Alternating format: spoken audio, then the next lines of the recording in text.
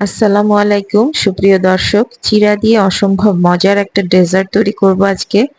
তো প্রথমে কিন্তু চিড়া নিয়েছি, চিড়াগুলো খুব ভালোভাবে ধুয়ে পরিষ্কার করে আমি বাটিতে নিয়েছি।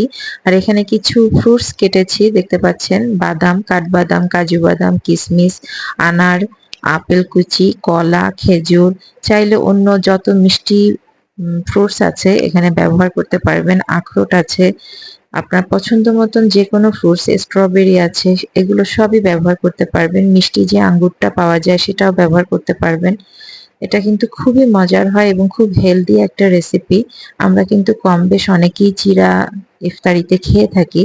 তবে এই চিড়াটা যদি একটু অন্যরকম করে খাওয়া যায় খেতেও কিন্তু ভালো লাগবে এবং আপনি একই সঙ্গে সব ধরনের ফলের পুষ্টিগুলো খেয়ে ফেলতে পারবেন এবং এটার চিড়ার টেস্টটাও কিন্তু বৃদ্ধি করে দেয়।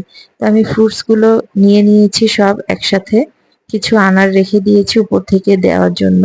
এখন দিয়ে দিব দুধ, জাল করে রাখা তরল দুধ। আপনার পছন্দ অনুযায়ী দিয়ে দিবেন, যদি একটু বেশি লিকুইড রাখতে চান একটু বেশি দিবেন, যদি একটু কম লিকুইড রাখতে চান তাহলে কম দিবেন। তো আমি দুধটা দিয়েছি এবং কিছু পাউডার মিল্ক ব্যবহার করেছি দুধের টেস্টটা বাড়ানোর জন্য। আর এখানে আমি কোনো সুগার ব্যবহার করিনি, কারণ যে ফলগুলো ব্যবহার করেছি সবগুলোই মিষ্টি।